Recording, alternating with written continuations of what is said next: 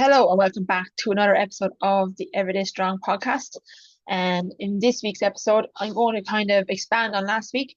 So last week, you can go back and listen to it. It's the episode before this, um, where I was talking about like a common problem or question um I see or get asked of people starting back in the gym. It's like I just don't know what to do or where to start, or there's so many things within a gym. Where do I even begin? And I suppose in that one, I kind of broke down the practical side of stuff in terms of just looking at how to set yourself up in terms of exercises into movements, or thinking movements more so than exercises.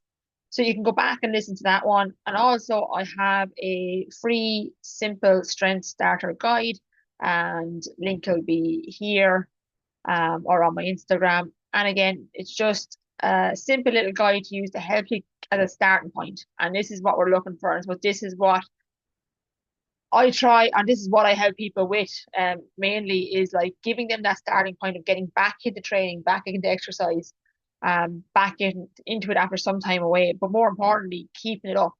And I suppose that's the big core with people. Like, people have no problem starting. It's the keeping it up and how this is going to, I suppose, get included in your week and in your life.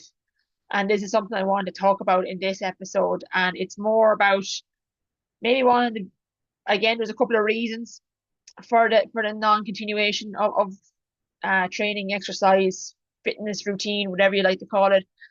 And I suppose this is one.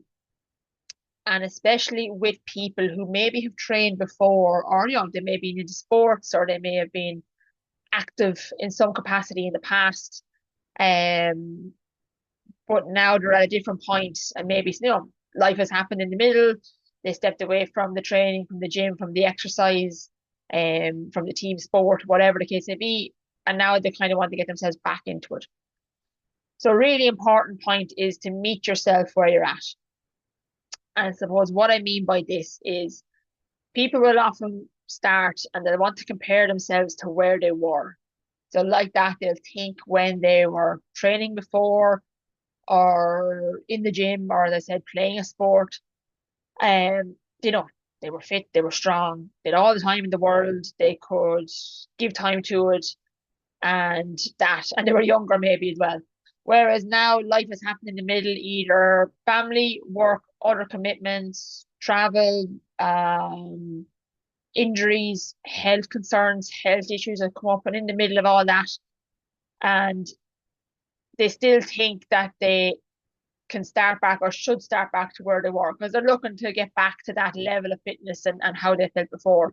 And of course you can, but how you go about it now this time around and with starting anything is a little bit different, because there's other considerations and other things to be thinking about.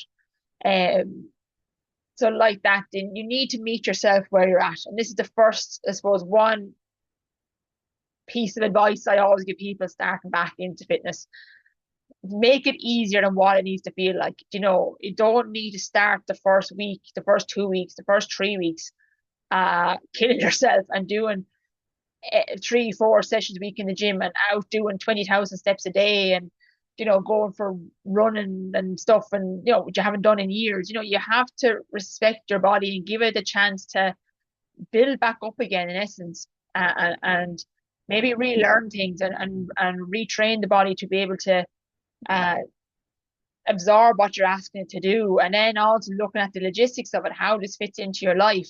What other commitments have you got? Time of day, energy levels, and sleep, and all this other kind of considerations now that maybe you hadn't had to consider before.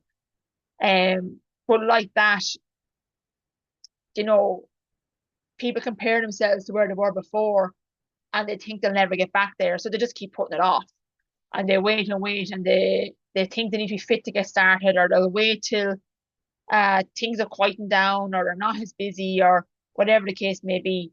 And but that time to start that never comes, and it just keeps getting pushed further and further down the line. And the longer then it gets left, the bigger the gap it is trying to get back. And as we all know, time passes regardless. So it feels like harder to get back. Whereas if you just met yourself where you're at in terms of your fitness levels, your time availability, your energy demands, and again, even your mindset, you have to be in a right frame of mind too. Because like that, you're trying to make some changes again, build maybe a different routine, um, not just with training, but maybe with nutrition, with a little bit of lifestyle stuff as well. So you have to give it that time and test out things and see what's going to work for you. So the process might feel a little bit longer, a little bit more work to do. But once you get over that initial couple of weeks, I often see with people I work with that, like once people get to kind of like a 4 week mark, they've kind of figured out what's going to work time wise, how much time they have available to them, how their body is recovering, where their actual their their capabilities of their body is or their capacity is. There were someone maybe in the past that ran marathons or they played a team sport. They're not at that capacity anymore, but doesn't mean we can't build back up to that. Um, and there are just a few things to take into consideration. And the first few weeks aren't going to feel great, and you're probably are going to get a bit of frustrated by how slow it feels. But it's what's going to set you up for a bit of the long-term sustainability for this, because now, maybe your reasons have changed for wanting to get back into fitness. Do you know what I mean? It's the lifelong benefits of training, of exercising, and then maybe down the line get back into maybe playing a sport again, or a different sport, or maybe getting back into running, or just enjoying the gym and getting stronger and feeling it in life outside of the gym, in the normal day stuff. And that's where I see the real, I suppose, improvements in people.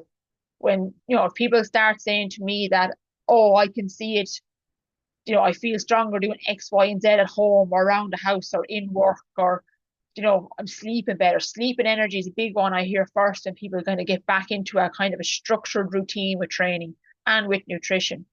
And again, it's not mad big changes we're making. We're just making some small, like easy to do changes. Like this should all feel doable. Yes, there'll be a little challenge, a little bit testing things out, but it needs to feel doable, because if it's not going to feel doable now, it's not going to feel doable next year. So I suppose like this is coming back to the meeting yourself where you're at, because at the end of the day, if people stop treating their fitness as if it has an end date, um, there's no end point to this.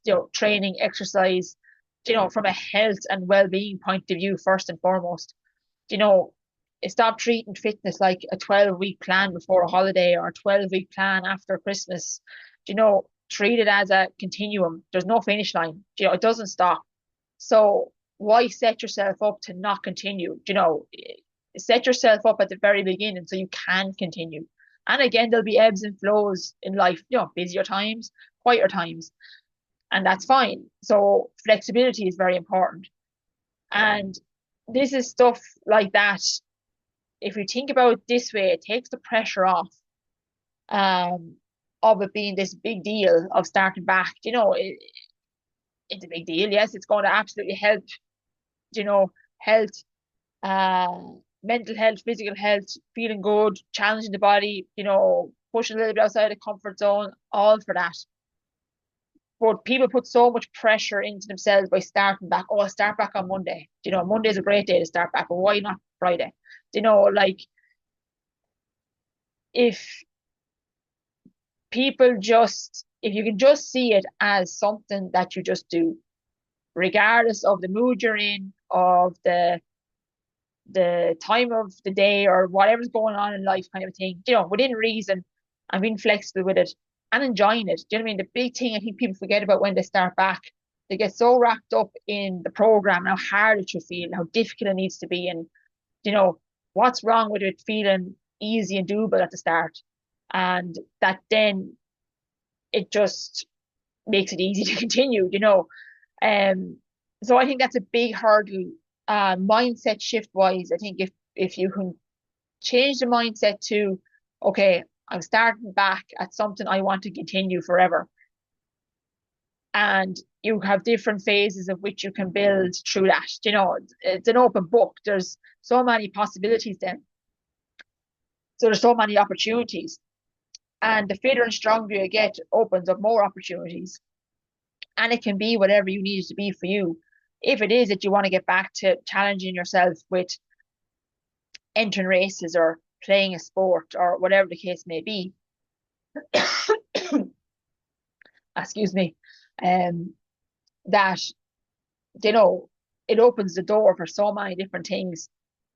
If people can just get over this initial hurdle of, I need to make this starting back, it needs to be as hard as possible, and if I don't make this feel as difficult as possible, sure, it's not worth doing, and I'm not doing it right in X, Y, and Z.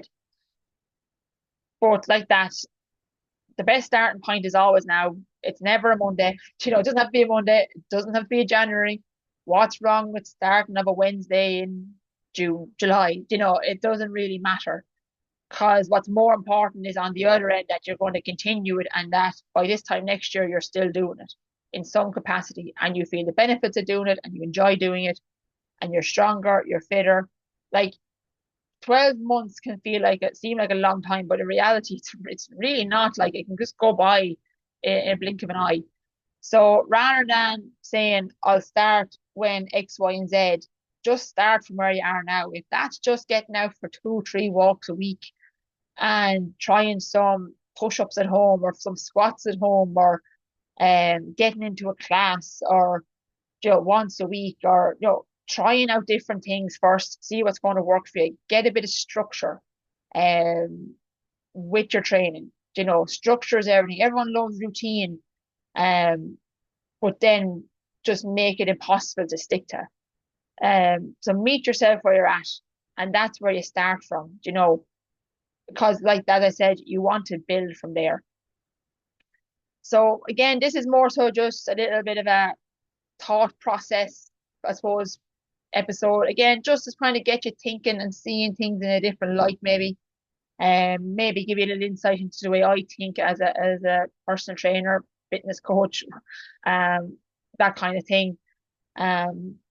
Because I believe like that the starting point is important, but people overcomplicate the starting point with anything fitness related. They want to try and make it as hard as possible, where it should be as easy as possible, because I want to continue it. As I said, I have a link below to a little guide that will help you get started in the gym. Is if you're looking to get back into some strength training, a simple strength starter, just to give you some bit of an understanding about maybe how to set up. And there's a 2-day little program in there as well, to help you get an understanding of basically what you need to do to get started. Some simple movement patterns, executed really well, practice the technique of them for the first couple of weeks, and then you have the ability to build on top of that. So the link is there. Any questions, feel free to message me on Instagram. Always happy to help. And yeah, chat to you again next week.